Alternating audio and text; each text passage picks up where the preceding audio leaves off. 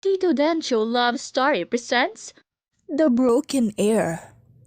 God damn it! Amadeus, when will you stop womanizing? Our image is being tarnished because of what you're doing and it's embarrassing. You're in the media every goddamn day. Dumagundong ang boses ni David sa buong sulok ng living room. Pulang-pula ang mukha ni David sa sobrang galit, habang si Amadeus naman ay relax lang na nakadekwatrong upo sa mahabang sopa.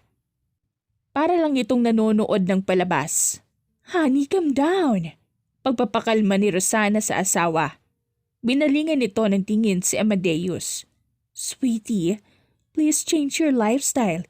Hindi yan makakabuti sa'yo. What if may makuha kang sakit sa pakikipagtalik mo? Your life will be ruined. Marahan at nag-aalalang saad ni Rosana sa anak. Malalim na bumuntong hininga si Amadeus. Mom, Dad, please, spare me from all the bullshit you guys talking about. If you're worried na magkasakit ako, no worries because I use condom every time I fuck someone. At palagi akong nagpapacheck sa doktor. And Dad, masanay ka na kung palagi akong laman ng media. I'm handsome. Hindi nakatakataka yun. Katwiran ni Amadeus. Mas lalong nagpupuyo sa galit si David. There, that's what you're good at, being arrogant.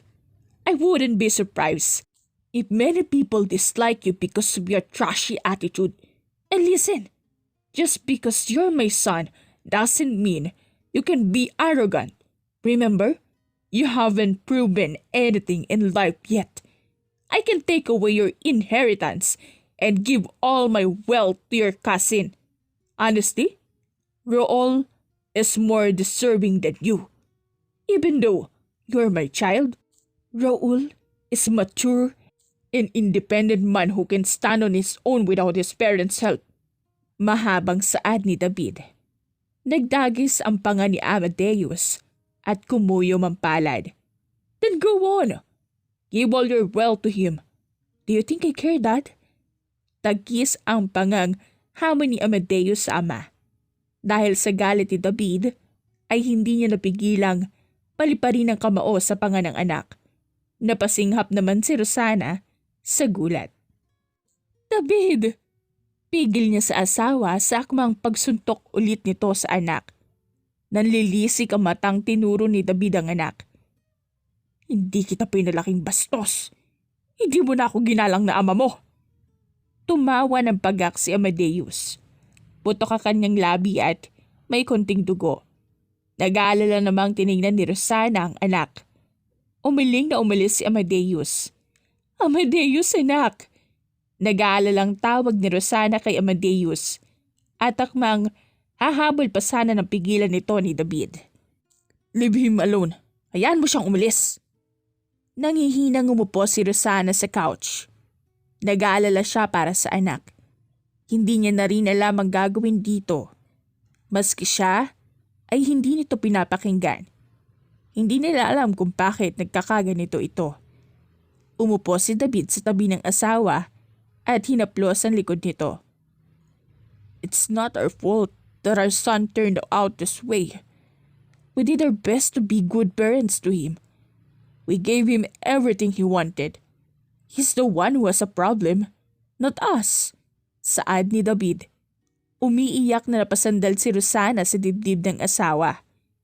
I feel like I'm a bad mother. Pakiramdam ko, nagkulang ako sa anak natin. Sisi ni Rosana sa sarili. Umiling si David at pinaharap ang asawa. Listen, honey. Look into my eyes. You're not a bad mother. You are the kindest wife and mother You didn't fall short. We didn't fall short in raising him. Our son was just influenced by others. Don't blame yourself for why your son turned out this way.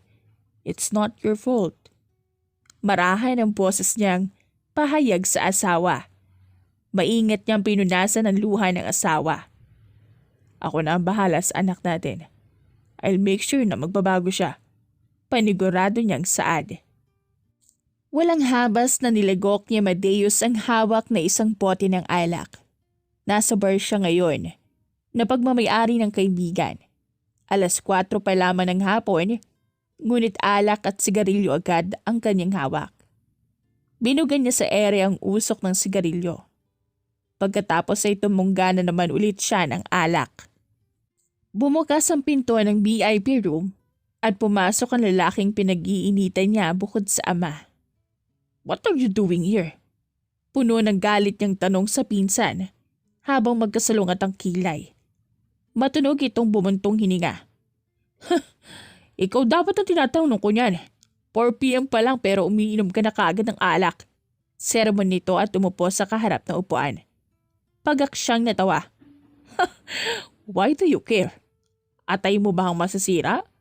Pabalang niyang sagot at humithit sa sigarilyo. Come on, Amadeus. Matanda ka na. Stop sulking like a kid. Makinig ka naman kay tito.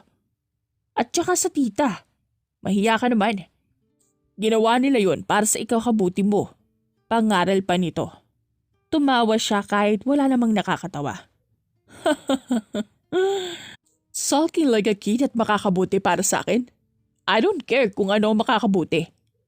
Hindi na dapat nila ako pinapakilaman pa. As what you said, matanda na ako. May sarili na akong desisyon.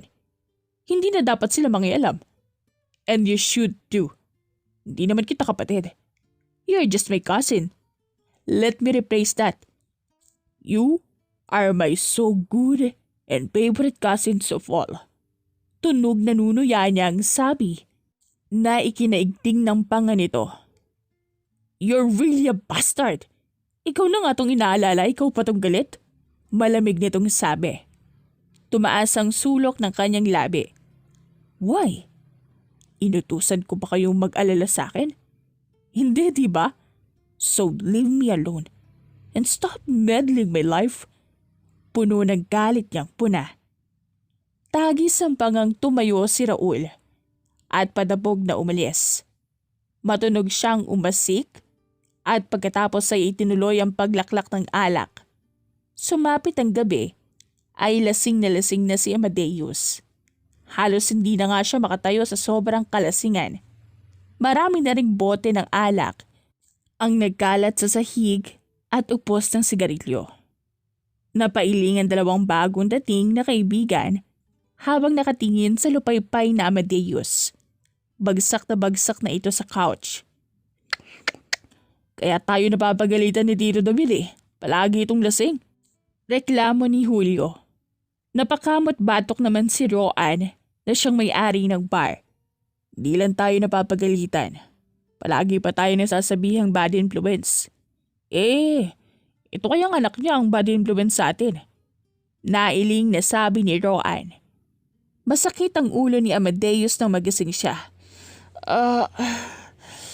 Grabe, sakit sa ulo ko. Mahinang daing niya habang sapu-sapu ang ulong parang binibiyak sa sakit. Ouch. Tagis ang bangang mura niya sa sakit.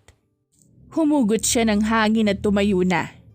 Agad ring nabalik sa pagkakaupo dahil sa konting hilo. Pinatong niya ang kanyang ulo sa headrest ng upuan at pumikit. Kahit pala uminom na siya ng alak at nalasing na at lahat-lahat, hindi pa rin nawala ang inis niya sa magulang. Lalo na sa kanyang ama. Palagi siya na lang ang nakikita nito. Nang humupa ang hilong naramdaman at medyo nawala na ang sakit sa kanyang ulo, ay agad na siyang tumayo at lumabas ng VIP room. Paglabas niya, ay kunti na lamang ang taong nakita niyang nagsasayawan sa dance floor. Halos lasing na rin ang mga ito. May nakita pa siyang nagsisek sa isang table habang kasama pa ang mga kasamahan na natutuwang pinapanood ang mga ito. Nailing siya, nagpatuloy sa pag-alis sa bar. I'm a manwar, but I didn't do sex in public. Nailing niyang saad at pinatunog ang sasakyan at pumasok sa driver's seat. Binuhay niya ang makina at pagkatapos ay pinasibad paalis. Hindi siya umuwi sa kanila at dumiretso sa kanyang kondo. Hinubad niya ang lahat ng kanyang saplot at sumulong sa shower. Gusto niyang maligo upang mahimasmasan. Pagkatapos niyang maligo, ay hubot-hubad siyang dumapa sa kama at natulog. Kinabukasan, nagising siya sa ingay ng kanyang cellphone. Kinuha niya ito at sinagot nang hindi tinitignan ang caller. What? Masungit niyang tanong habang nakapikit pa rin ang mata. Ganito mo ba sagutin ang ama mo, Amadeus? Nawala sa mood si Amadeus nang marinig ang nagtitimping boses ng ama sa kabilang linya. Got it, Dad? Tell me, what you want? Walang gana niyang sagot. Matunog na nagbuntong hininga ang ama sa kabilang linya. Go home now. Dapat, by 9, nandito ka na. Pag-uusapan natin ang iyong pag-alis. Nagmulat siya ng mata at nangunot ang noo. Sa pagkakaalala niya ay wala naman siyang naging planong umalis. Akma siyang magsasalita ng putulin na nito ang tawag. Fuck this! Galit niyang asik at basta na lang tinapon ang kanyang cellphone sa panggigigil sa ama. Mariin niyang pinikit ang kanyang mata at ginulo ang buhok. Tagis ang pangang tumayo siya. Sa halip na maghanda at maligo upang umalis ay mas binagalan niya ang kanyang kilos upang inisin ang kanyang ama.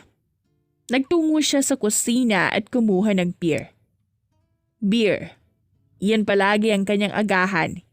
Hindi siya mabubuhay kung wala ito. At pagkatapos lumagok ng beer, nagsindi siya ng sigarilyo at humithit.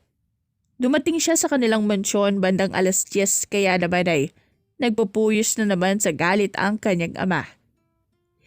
Di ko na talaga alam kung ano pa ang gagawin ko sa iyo, Amadeus. Hindi ka dapat pinalaki ng ina mo na walang bodo. Ano nangyari sa iyo, ha? Ito ba ang nakuha mo sa pagkakabarkada mo? Alos hindi na makatulog ang ina mo sa pag-aalala sa iyo dahil hindi ka umuwi kagabi. And now, dinagdagan mo ang galit ko sa iyo. Gayon, masasabi kong tama lang ang desisyon kong itapon ka sa probinsya. Nanlilisik sa galit ang mata at igting ang pangangsaad nito. Tinignan niya ang kanyang ina na ngayon ay puno ng pag-alala. Napansin niyang nangingitim ang ilalim ng mata nito at na walang maayos na tulog. Huminga siya ng malalim at humingi ng paumanhin sa ina. I'm sorry, Mom, for worrying you. I'm fine. You don't have to worry about me. Umiling ang kanyang ina sa kanya at tilapitan siya. Magaan siya nitong hinawakan sa kamay. Hindi naman pwede yun, anak. Bilang isang ina mo, mag-aalala talaga ako sa iyo. Masakit sa akin bilang ina mo na lumalayo ang loob mo sa amin ng daddy mo. May pagkukulang ba kami? Ako? Hindi ba kami naging maayos sa pagpapalaki sa iyo? Anak, sabihin mo kay Mami kung ano problema mo, ha? Hindi yung ganito ka. Pinabaliwala mo kami. Nanginginig ang boses nitong Saad na ikinasikip ng kanyang dibdib. Mom, I don't have a problem. Wala akong problema at maayos ang pagpapalaki niyo sa akin. It's just, may sarili na akong desisyon sa pag-iisip. Hindi na kayo dapat makialam pa. Mahinahon niyang Saad sa ina. Deus, hindi porket may sarili ka ng desisyon at pag-iisip, hindi na kami pwedeng mangialam. Kung maayos sa mga ginawa mong desisyon sa buhay, hindi ka namin papakilaman pa. Hahayaan ka namin at susuportahan ka pa. Pero hindi. Mali ang mga naging desisyon mo sa buhay. Every night na laman ka ng bar? At kung sino-sino na lang babae ang kasama mo? Barkada? Alak? Sigarilyo? At babae ang inaatupag mo? Ibis na pag-aralan ng pagmamalakad ng kumpanya para naman kung ikaw na ang uupo bilang CEO. Alam mo ba ang gagawin mo? Hindi ka na mangangapa. Anak, ginagawa namin to para sa ikabubuti mo. Mahabang singit ng kanyang ama. Now, your mom and I have decided to take you to Yaya Salome's province. You'll stay there for a while until you matured. You won't come home. I want you to experience the hardships of life so you won't just waste money. Remember, money runs out. It doesn't last forever. What if that happens and we end up poor? You're not used to hard life. Your mom and I can handle it because we came from that before we achieved the luxurious life we enjoy now. Patuloy ng kanyang ama na ikinatameme niya. What? I'm going to live in a packing province? Dad, you're cruel. Nanggagalaiti niyang saad sa ama ng makabawi. Mabilis siyang hinawakan ng kanyang ina sa braso upang pigilan siya sa pag-alis. Nakikiusap siya nitong tiningnan. Anak, please, makinig ka naman sa amin ng daddy mo. Para rin naman sa'yo to. Nakikiusap nitong saad. Hindi siya makapaniwalang umiling sa ina. Hinayaan mo si daddy na magdesisyon? Really, ma'am? Hahayaan mo kung tumira sa isang masikip at mabahong probinsya? I can't believe you. What's your language, Amadeus? Parang kulog ang boses ng kanyang ama na pumaninlang sa buong sulok ng opisina sa mansyon nito. Pagak siyang natawa. You can force me? Hindi ako pupunta titir sa bulok na probinsyang yun. Matalim ang matang sagot niya sa ama. Pinantayan nito ng kanyang tingin. I can. Starting now, you won't be able to use your cards because I'm freezing them. You'll only get them back if you change. And you'll live in that shabby province you said. Whether you like it or not. Puno ng pinalidad nitong saad. Pack you, Dad! Galit niyang sigaw sa ama at padabog na umalis. Sinara niya ang pinto ng marahas na halos masira na ito. Wala siyang pakialam dahil galit na galit siya. Totoo nga ang sinabi ng kanyang ama. Nakahold ang lahat ng kanyang cards, hindi niya magagamit. At ang pinakamalala ay 2,000 pesos lang ang cash na meron siya. God damn it! Fuck you, Dad! Nanggigigil niyang saad at pinagtatapon ang kanyang mga babasaging gamit na kanyang nahahawakan. Humihingal siyang huminto sa pagtatapon at sumalampak sa sahig. Para na akong pulubin ito. Nangihinang saad niya. Gusto mo ng laro, Dad? Sige, pagbibigyan kita. Nakangisi at madilim ang mukhang saad niya. Kinabukasan nga'y pinadala siya sa probinsya na tinitirhan ng dati nilang katulong na nag-resign na dahil sa katandaan. Wala siyang imik habang pinapaalalahanan siya ng kanyang inang mag-ingat. Masama ang loob niya dito at ayaw niyang magsalita dahil baka hindi siya makapagpigil at masabi niya dito ang hinanakit niya. Napatanga si Amadeus habang nakatitig sa bahay na kanyang tutuluyan ng 2 buwan. Oo nga't sementado ang bahay pero ang liit lang nito. Hindi kagaya sa mansyon nilang sobrang lawak at laki na halos hindi na sila makapang-abot ng kanyang magulang. Tuloy ka, Deus. Aya ni Yaya Salome sa kanya. Lumunok siya bago sumunod sa matanda. Nakaabang sa bukana ng pinto ang matandang asawa ni Yaya Salome at ang anak nitong lalaki na siguro'y matanda sa kanya ng 3 o 5 taon. 28 na siya at ang hula niya ay nasa 30 na ito. Nagagalak akong makilala ang nag-iisang anak ng mag-asawang Pierce. Ako nga pala si Canor, asawa ni Salome, at itong anak naming si Junel. Pakilala ng matanda nang makalapit siya. Alanganin siyang ngumiti. Tinanguan siya ng anak ni Yaya Salome na si Junel, kaya ginantihan niya rin ito ng tango. Halika, iho. Tuloy ka. Pagpasensyahan mo na tong bahay namin at maliit lang. 2 na lang kasi kaming nakatira dito dahil lahat ng mga anak namin ay nakapag-asawa na. Etong si Junel, bumisita lang saglit at uuwi na rin. Anang matanda. Sige na, Tay. Mauna na ako. Tinahanap na siguro ako ni Nimpa sa bahay. Paalam nito sa magulang. Tinapunan siya nito ng tingin at magaang tinapik sa braso. Ikinagagal akong makilala ka, pasensya na at hindi kita makakausap ngayon ng matagal. Kailangan ko na kasing umuwi. Buntis ang asawa kong sinimpa at walang kasama. Sa susunod na lang at mag-inuman tayo. Saad nito. Ngumiti siya at tumango. I'm looking forward for that.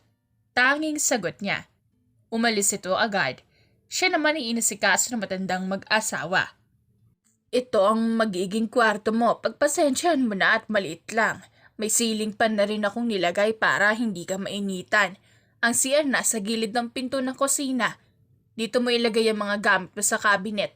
Saad nito habang pinapakita sa kanya ang kanyang magiging kwarto. Napangiwi siya dahil sa sikip. 2 tao lang ang kasya sa kanyang kwarto. Mainit rin pero dahil naka-on ang ceiling fan ay napapawi nito ng konti ang init. Lalabas na ako at magluluto pa ako ng ating tanghalian. Lumabas ka pagkatapos mo dyan. Tumango siya kay Yaya Salome at nagpasalamat. Malalim siyang bumuntong hininga at inis na napahawak sa lieg. I'm fucking gonna live here sa masikip at mainit na kwartong ito. Nagtitimpi niyang bulong. Pagbagsak niyang binagsak sa maliit na kama at manipis na kutsyon ang kanyang gamit. Binuksan niya ang kanyang maleta at nilabas ang lahat ng kanyang gamit. Inayos niya ang kanyang mga gamit sa cabinet hanggang siya'y natapos. Hinubad niya ang kanyang saplot at tanging ang boxer lamang ang tinira. Kinuha niya ang kanyang dalang tuwalya at sinampay sa balikat at lumabas ng kwarto. Nagtungo siya sa sinabi ni Yaya Salome na CR para maligo. Nalaglag ang kanyang panga na makitang walang shower. How I am supposed to bath?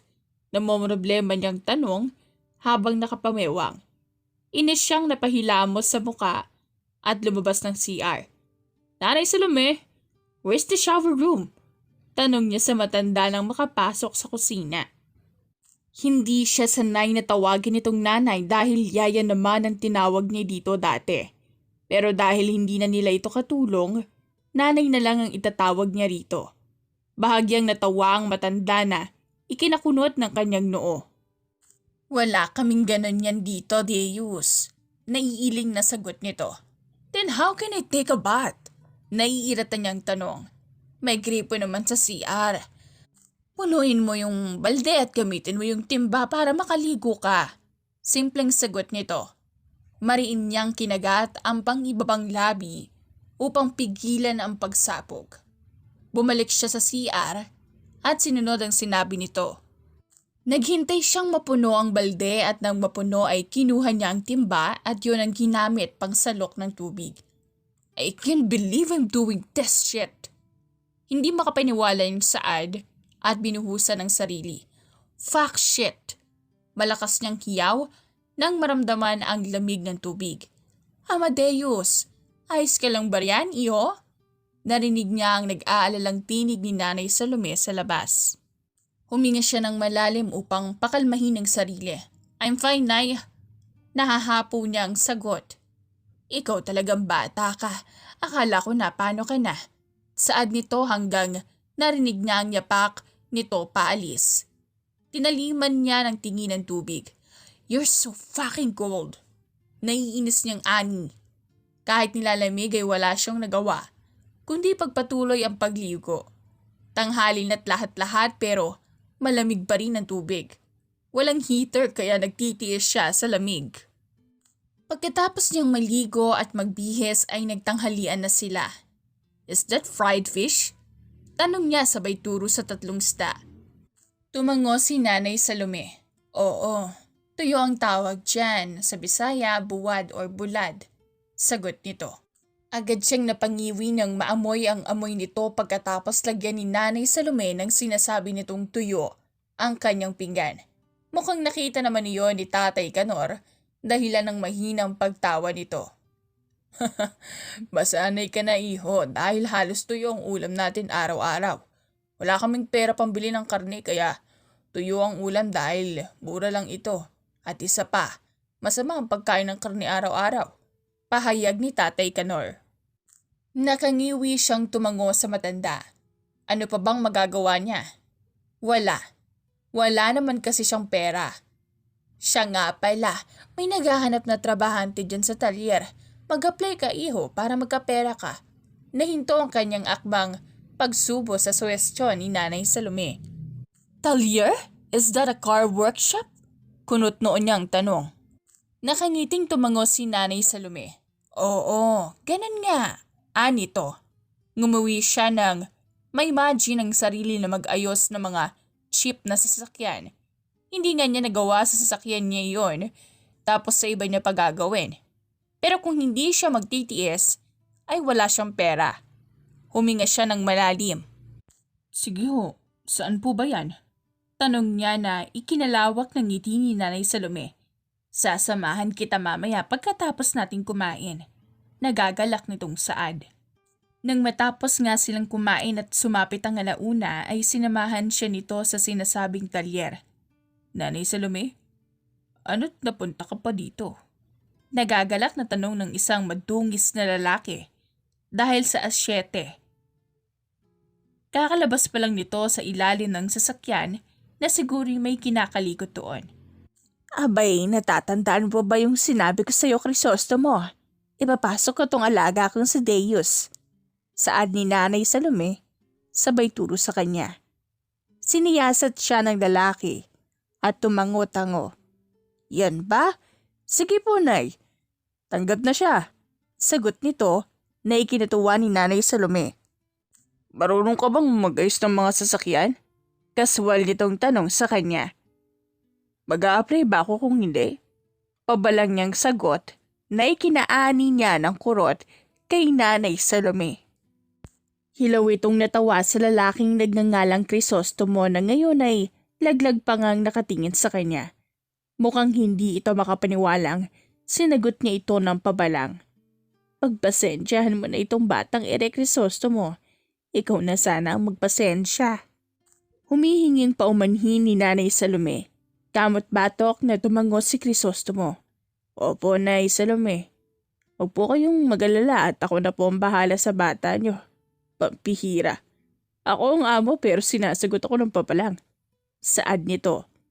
Hindi niya narinig ang huling sinabi nito dahil sa sobrang hina. Kailan magsisimula si Deus? Tanong ni Nanay Salome. Kung payag siya ngayon na, madami kasi kaming customer ngayon. Timing pang kaming dalawa lang ni Alma ang nandito sa talyer ngayon. Umabsent kasi si Jigs at June. Pahayag nito na ikinatango ni Nanay Salome. Oo, papayag itong alaga ko. Sagot nito na ikinakunot ng kanyang noo. Gusto niya pa sanang umalma nang magsalita ito ulit.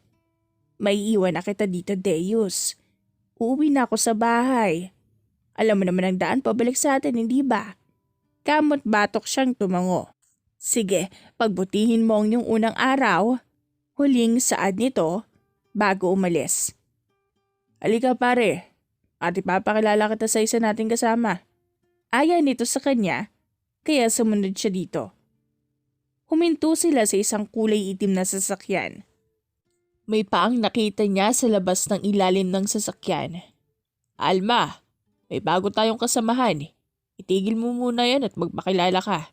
Saad ni Crisostomo. Mabilis na lumabas sa ilalim ng sasakyan ng isang babae. Ngumiwi siya na makita ang madumi nitong muka.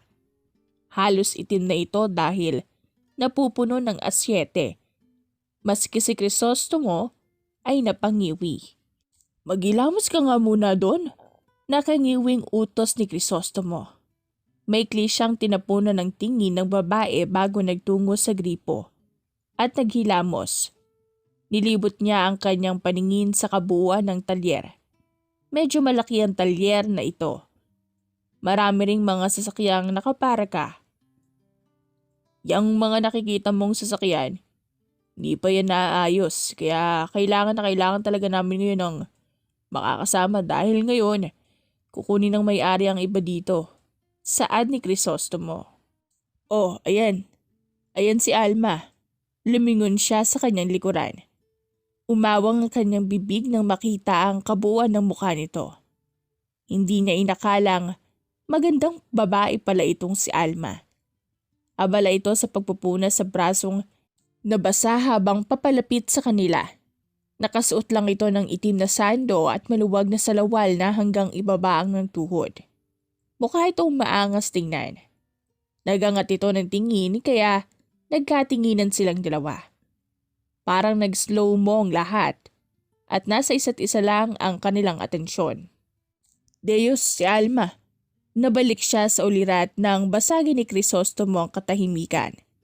Doon niya lang napansin na tuluyan na palang nakalapit sa kanila si Alma. Napalunok siya. Mariin niyang pinikit ang kanyang mata sa kahihiyan. Tangina, mahina niyang mura sa isipan. Bago to? Maangas at magaspang ang tono ng boses nitong tanong.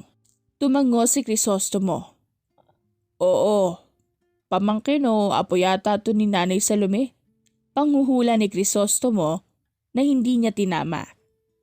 Walang pakialam na tumango si Alma. Alma, maikling pakilala nito sa kanya at nagabot ng kamay. Tinitigan niya ito. Akma nitong ibababa ang kamay nang agad niya itong hinuli at nakipagkamay. Nakakunot ang noo nito at mukhang nagulat sa kanyang inasta. Lumunok siya. Amadeus. Napapaos ang boses niyang sagot. Nice to meet you, Amado. Saad nito bago binawi ang kamay. Nahigit niya ang kanyang hininga sa tinawag nito sa kanya.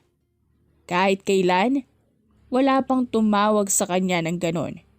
Dahil palaging Deus ang tinatawag sa kanya. Hindi niya alam na maganda pa na pakinggan ang pangalang Amado. Maikli lang ang kanilang pakipagkilala dahil agad na silang sumalang sa trabaho. Pawisan siya habang inaayos ang sira sa engine ng sasakyan. Ayos ka lang? Mahinang napaigtad si Amadeus nang marinig ang boses ni Alma. Tumango siya sa dalaga kahit naiilang siya sa presensya nito. Yeah, halos bulong na lang niyang sagot. Ito, uminom ka muna ng tubig. Bahagyang nanginig ang kanyang kamay nang abutin niya ang binigay nitong mineral water. Thank you. Pasasalamat niya habang hindi magkamayaw sa pagkabog ng malakas ang kanyang dibdib. Tinapik siya nito sa braso na ikinaigtad niya ng bahagya. Nangunot ang noon nito sa kanyang inasta kaya malakas siyang tumikim. Hindi lang ako sanay.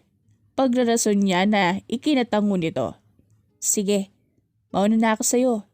Tapos na ako sa trabaho eh. Paalam nito. Sinundan niya ang papalayong bulto nito. Bye. Wala sa sariling bulong niya sa hangin. Hoy!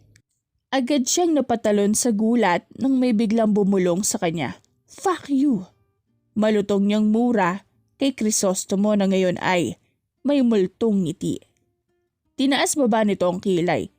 Ikaw may pagtingin ka pala kay Alma? Panunodyo nito. Tinaliman niya ito ng tingin kahit nagiinit na ang kanyang tenga sa kahihiyan. Nahuli pa talaga siya nitong pinapanood ang pag-alis ni Alma. Shut the fuck up! Nanggigigil niyang ani at pinagpatuloy ang ginagawang pag-aayos ng sasakyan. Uy, umiibig na si Amado. Tudyo nito. Napantig ang kanyang tenga at nag-init ang kanyang ulo sa tinawag nito sa kanya. Lukot ang mukhang sinapak niya ito sa mukha na ikinabura ng ngisi nito. Napakurap-kurap itong nakatingin sa kanya. Mukhang hindi nito inaasahan ang ginawa niya. Uy, Crisostomo, nasapak ni Amado. Sarkastikong panggagaya niya sa boses nito. Wala sa sarili itong napahawak sa ulo kung saang parte niya sinapak. Unti-unting nalukot ang mukha nito hanggang sa nanubig ang mata. Ang kanyang mukha naman ang nalukot dahil sa itsura nito. Shit, you're so ugly. Panglalait niya. Sama mo. Boss mo ko tapos sinapak mo lang ako? Di makapaniwala nitong sabi. Inungusan niya at tinalikuran nito. Hoy, bumalik ka dito. Hindi pa tayo tapos, Amado. Sigaw nito na ikinahinto niya. Naiinis talaga siya kapag tinatawag siya nitong Amado. Si Alma lang ang pwedeng tumawag sa kanya noon. Mabilis siyang humarap dito at naglakad pabalik. Nanlaki ang mata nito at hilaw na tumawa. Tapos na pala tayo? Sige, umalis ka na. Natatakot nitong sabi nang makita ang walang emosyon niyang mukha. Hindi siya nakinig. Patuloy lang na naglakad palapit dito. Namumot lang na palunok ito. Mama! Sigaw nito at kumaripas ng takbo. Huminto siya at pinanood ang matuli nitong pagtakbo. Umangat ang sulok ng kanyang labi at umiling. Gago. Bulong niya at tumalikod na ulit at nagtungo sa gripo upang maghilamos. Natapos na niya ang kanyang pag-aayos ng sasakyan, kaya uuwi na siya. 4:00 na rin kasi ng hapon. Sa kanyang pag-uwi, agad siyang kinamusta ni Nanay Salome. Maayos lang naman po, Nanay. Mahirap pero masasanay rin po ako. Magalang niyang sagot. Ngumiti ng malawak si Nanay Salome. Mabuti naman. Nasisiyahan nitong sabi. Tinulungan niya itong magluto kahit wala siyang alam sa kusina. Kung tutuusin, parang naging pabigat lang siya dito dahil ito pa rin ang halos na gumawa ng lahat. Ang ginawa niya lang ay maghiwa ng mga sangkap. Pagkatapos maluto ng kanilang hapunan ay agad rin silang kumain. Hindi ka ba nahirapan ng gusto kanina, Deus? Pagbubukas ng usapan ni Tatay Kanor. Umiling si Amadeus. Ay, hindi naman gaano, Tay. Masasanay rin po ako sa susunod. Sagot niya. Mabuti naman kung ganun. Naway pagbutihan mo ang iyong pagtatrabaho para naman may pagkaabalan ka dito. Nakangiting saad nito. Tipid siyang ngumiti at tumango. Dahil sa pagod, agad siyang dumiretso sa kanyang kwarto upang matulog. Masakit ang kanyang kasukasuan at mabigat ang kanyang katawan. Kakarating niya pa lang kasi kanina tapos sumalang agad siya sa trabaho. Kinabukasan ay maaga siyang nagising. Mabilis siyang kumilos upang magtrabaho sa talyer. Pagdating niya roon, naabutan niya ang 2 hindi pamilyar na lalaki. Hula niya ay si Jigs at June. Magandang umaga, pre. Anong atin? Ipapaayos mo ba ang sasakyan mo? Tanong ng matabang lalaki sa kanya. Umiling siya. No, I work here. Namilog ang mata nito at umawang ang labi. Nilingon nito ang isang lalaki. Wow, English pare, galing. Namamangha nitong sabi. Hindi ka siguro naiintindihan yan. Ako na at magaling ako sa English yan. Valedictorian yata ako ng grade 1. Mayabang na sabi ng isang payat na lalaki at tumayo at lumapit sa kanya. Hey Joe, what you're doing here? You want me to ayos-ayos your brum-brum? Pag-i-English nito. Kinagat niya ang loob ng kanyang pisngi upang pigilan ang matawa. Tumikim siya. No, I work here as a part-time. Sagot niya. Napakamot batok ito. You? Sabay turo nito sa kanya. Want to work here? Pagtatama nito na ikinailing niya. No. Sagot niya. Nangunot ang noo nito at nilingon ang matabang lalaki. Jigs pare, tulungan mo ako dito. Unlimited lang pala English ko. 1/4 lang kaya ko. paghingi nito ng tulong sa matabang si Jigs. Nalukot ang mukha nito. Iniinsulto mo ba ako, pare? Alam mo namang hindi ako nakapag-aral tapos ako pa ang isasalang mo dyan. Tatsakan kita sa puwet eh. Napaismid ang kaharap niya sa sinabi ni Jigs. Paano natin ito kakausapin? Buti sana kung dumating na si paring Alma para matulungan tayo. Ay, nakapagtapos yun ng high school eh. Saad nito. Mas lalong nalukot ang mukha ng Jigs. Ulol, wala ka ring maasahan dun. Alam mo namang mahilig lumiban yun sa klase. Hindi naman natutulog lang sa klase. Kaya mo na yan, baliktorian ka, di ba? Tunog sarkastikong saad ni Jigs sa huling sinabi. Napakamot batok ang kaharap niya. Sabay tingin sa kanya. Joe, we're close, we. Sabay turo sa kasama.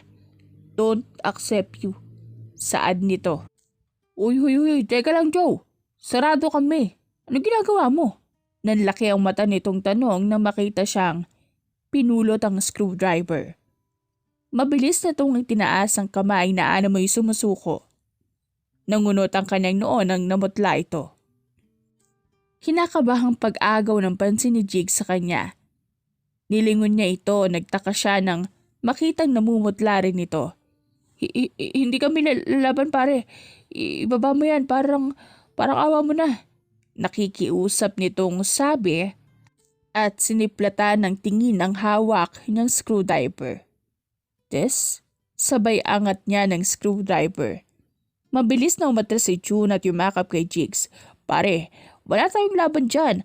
Laki ng tao at malaki rin ang katawan. Dalawa nga tayo pero hindi natin yan kaya. Chad lang ang malaki sa'yo. May bahid na pangamba sa tono ng boses ni June. Tinaliman nito ng tingin ni Jigs. Pre, sumusobra ka na yata. Gusto mo, tayo na lang ang magsutukan? Naiinis na hamon ni Jigs. Mabilis na humakbang paatras si June. Ako pa hinahamon mo? Di kita atrasan pre. Puno ng kumpiyansa nitong sabi at inangat ang manggas na suot na damit. Ngumiwi si Amadeus na makita ang walang kalaman-laman nitong braso. Humalakak si Jigs. Puta ka pre, para ka tigting. Panlalait ni Jigs. Nalukot ang mukha ni June. Kung hampasin kaya kita nito. Naiinis na saad pa ni June, sabay pakita ng walyes. Mabilis na natahimik si Jigs. Ngumisi si June sa naging reaksyon ng kaibigan. Wala ka pala eh. Nakangising ani nito.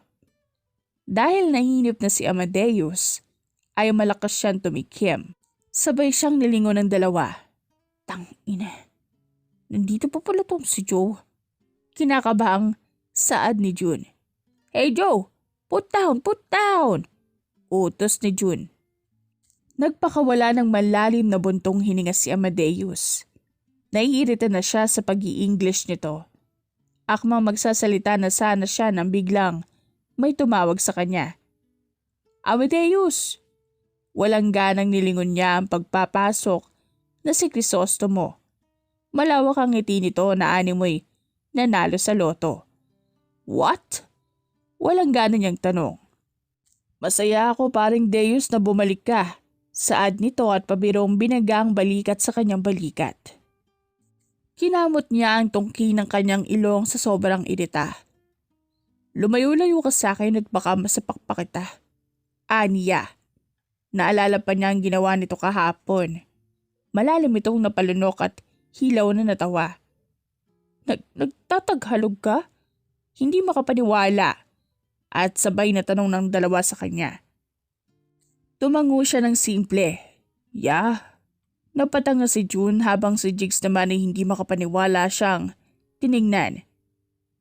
Nakakapagsalita ka? At nakakaintindi ka ng Tagalog pero hindi mo man lang sinabi? Lukot ang mukhang saad ni June. Why would I? And you didn't ask.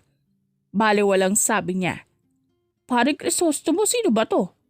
Nawawalang pasensyang tanong nito kay Crisostomo. Bagong kasamahan natin si parang Amadeus. Pakilala ni Crisostomo sa kanya sa dalawa. Bakit hindi mo sinabi sa amin na may bago pala tayong kasamahan? Kunot ang noong tanong ni Jigs. Nagkibit balikat si Crisostomo. Para may thrill, nakangisi nitong sabi. Nakarating si Alma sa talyer ng 10:00 matapos maglaba at magsibak ng kahoy. Pagdating niya, nadatnan niya ang 3 at ang bagong kasamahan, si Amadeus na nakaupo sa isang mesa habang may gin na tinatagay. Ang aga naman yan? Puna niya, ngunit agad siyang inaya ni Jigs na sumali. Umupo siya sa tabi nito. Kaharap si Amadeus, na nahuli niyang nakatitig sa kanya. Tinaasan niya ito ng kilay, kaya nag-iwas ito ng tingin. Inablot ang tagay ni Crisostomo at mabilis na ininom. Anong meron at ang aga niyong uminom? Tanong niya, sagot ni June. Wala naman pareng Alma, gusto lang namin i-celebrate ang pagdating ni Joe. Nang magtaka siya kung sino si Joe, tinuro ni June si Amadeus. Siya si Joe. Di ba nga ang tawag natin sa mga apa may Joe? Ang bobo mo naman pareng Alma. Dahil dito, binato niya ito ng takip ng chin na tumama sa noon ni June. Sumusobra ka na talaga pareng Alma. Kung hindi ka lang babae, pinatuloy na kita. Reklamo nito habang hawak ang noo. Inirapan niya ito at sagot niya. Ikaw nga kung hindi ka rin ting-ting pinatuloy na kita. Namilog ang mata ni June at napabulalas. May gusto ka sa akin? Narinig niya ang pag-ubo ni Amadeus, kaya binalingan niya ito. Namumula ang mukha nito na parang bulkang sasabog, kaya binigyan ito ni Crisostomo ng tubig. Tinaasan niya ng kilay si June at sabay sabi ng, Pakyo ka, mas mabuti nang mamatay kaysa maging jowa mo. Laruin mo kasi paring Alma para hindi ako mag-assume, sagot ni June.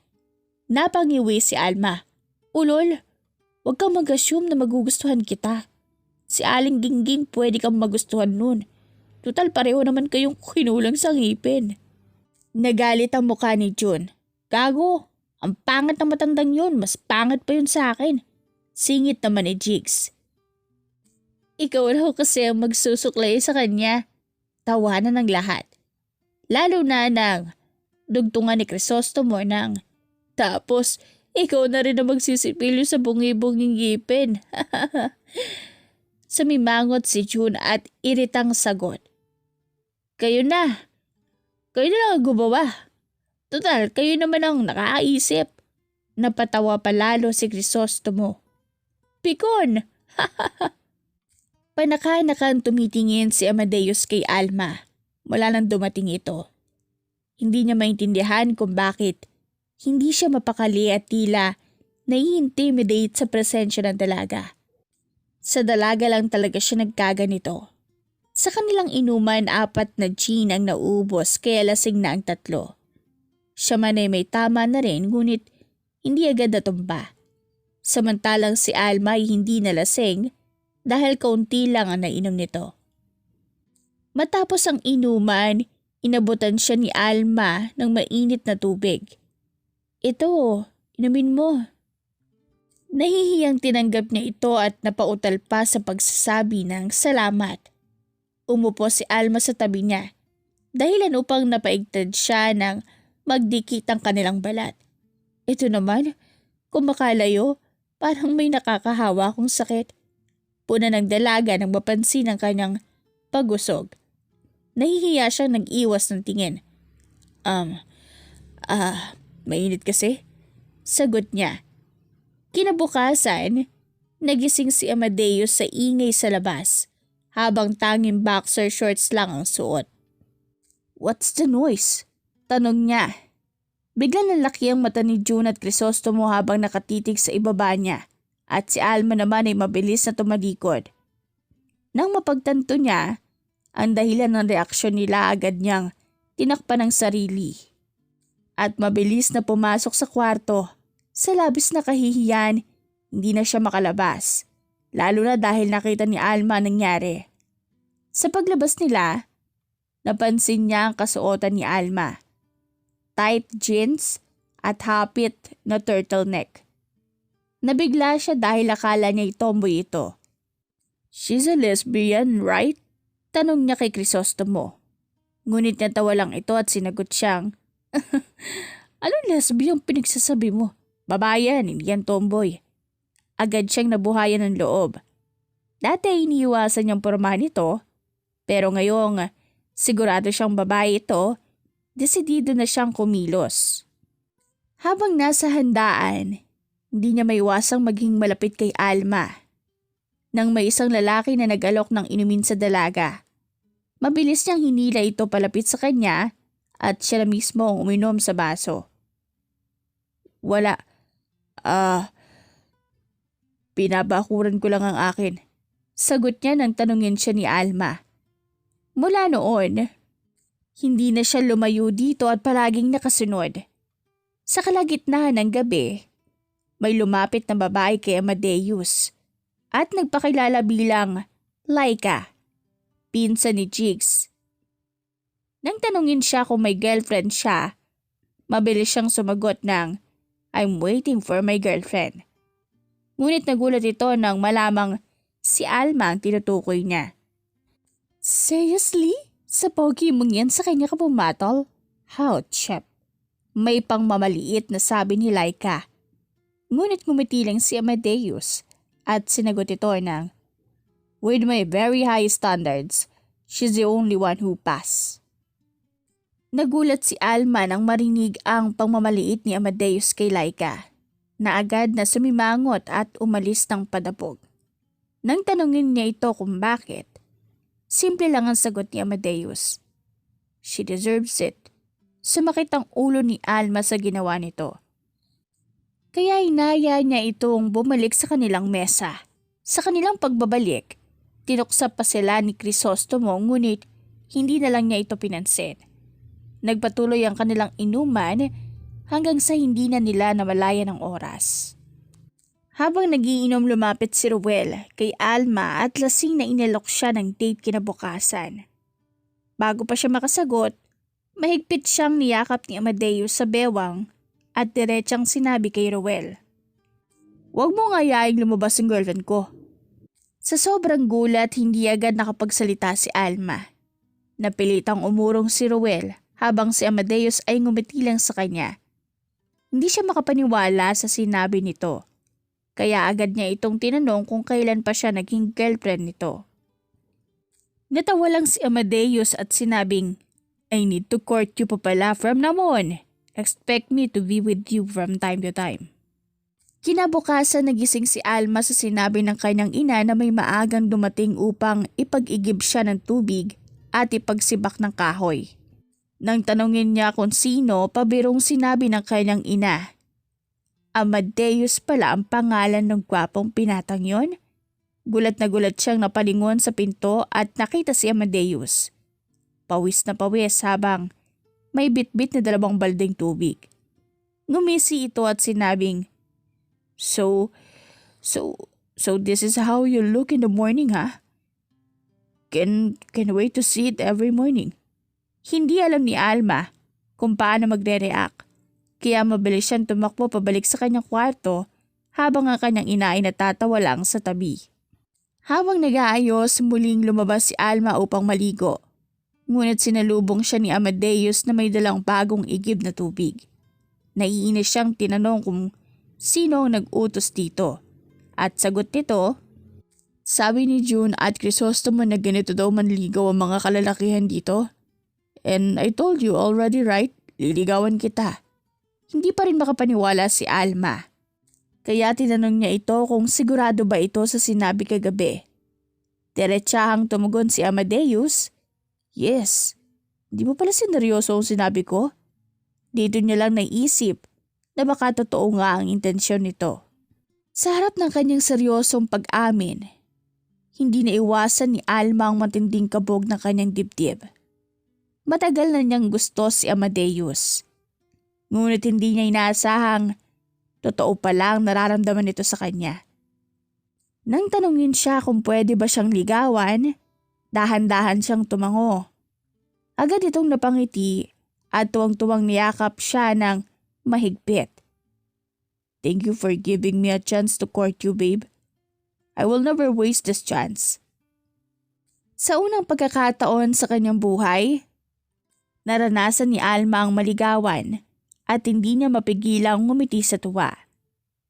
Matagal na niligawan ni Amadeus si Alma bago niya ito sinagot.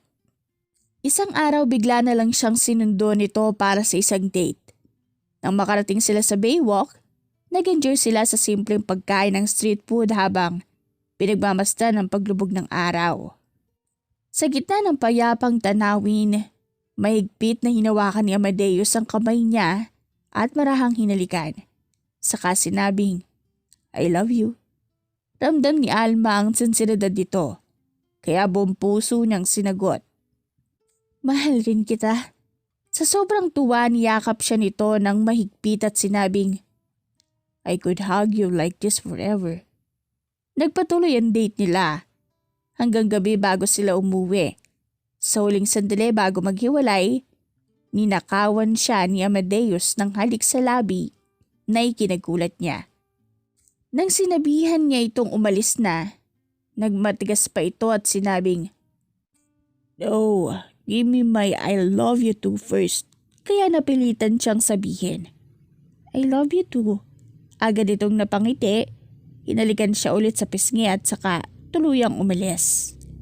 Pagka-uwi ni Amadeus, sinabi ni Nanay Salome na tumawag ang kanyang ama at pinapatawag siya pabalik. Nang tawagan niya ito, agad siyang sinabihan na bumalik na sa kanilang bahay dahil tapos na ang kanyang parusa at kailangan na niyang pamahalaan ang kumpanya. Sa halip na matuwa, nadismaya siya at nakiusap kung maaaring manatili siya hanggang Pasko. Ngunit matigas ang kanyang ama. Nagalit ito nang tumanggi si Amadeus. Dahilan upang aminin niyang hindi niya kayang iwan ang kanyang kasintahang si Alma. Nagulat ang kanyang ama sa revelasyong iyon.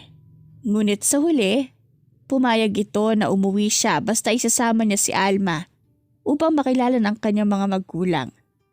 Matapos ang usapan, maluwag siyang napabuntong hininga at agad naisip kung paano sasabihin ito kay Alma. Nagising si Alma dahil sa sunod-sunod na malakas na pagkatok sa kanyang pinto. Tiningnan niya ang oras. Nagtaka siya nang makitang 4:00 pa lamang ng umaga. Bumangon siya at binuksan ang pinto. Bakit ma? Nagtatakang tanong niya. Mag-empake ka na. Utos nito. Ha? Bakit? Alis tayo? Naguguluhan niyang tanong. Nakangiti itong umiling sa kanya. Hindi. Pero kayo ng boyfriend mo, oo. Saad nito at ninuso ang sala. Sinundan niya ng tingin ang ninuso nito. Umawang ang kanyang bibig nang makita si Amadeus na nakaporma. Aalis tayo? Kunot noon niyang tanong dito. Lumapit ito sa kanya at tumango. Yes, pupunta tayong Maynila. My parents want to meet you. Simpleng sagot nito. Napasinghap siya. Nanlaki ang mata at biglang kinabahan. Gusto nila akong makilala? Kinabahan niyang tanong. Mahina itong natawa nang maramdaman ang kaba niya. Kinuha nito ang kanyang kamay at marahang pinisil. Yeah, Mommy is so excited to meet my girlfriend. She even called me at 2 a.m. Natatawa nitong sabi. You don't have to worry, my parents are not bad. Pagpapagaang loob nito sa kanya. Wala siya sa sarili habang nag-iempake. Kaunti lang ang kanyang dinalang gamit dahil 2 araw lang naman raw sila sa Maynila. Tahimik lang siya sa biyahe. Hindi pa rin siya makapaniwalang kikitain niya ang magpulang ni Amadeus. Nang makarating sila ng Maynila ay mas dumoble ang kanyang kaba. Pero nang makarating sila sa mismong bahay, mansyon pala sa sobrang laki, at gara ay naging triple ang kanyang kaba. Pinagpawisan siya kahit malamig ang sasakyan. Saan? Nakangiting sa lubong ng isang ginang na sobrang ganda. Mukha pa itong bata tingnan. Sopestikada at sobrang putiri ng animoy nakagluta. Nakasunod dito ang matandang lalaking kamukhang kamukha ni Amadeus.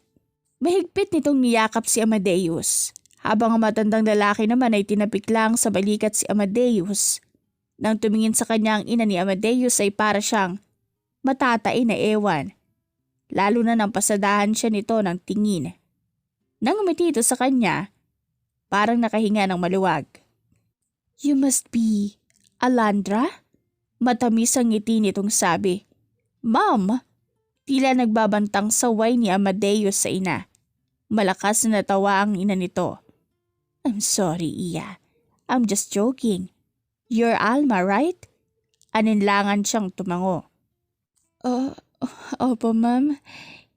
Ikinagkagala ko po kayo makilala." Nahihiya ng Saad.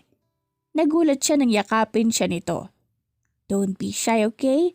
I'm not gonna eat you. Ang anak ko lang ang pwedeng kumain sa'yo." Panunod John ito. Natawa siya kahit hindi niya nakuha ang ibig nitong sabihin.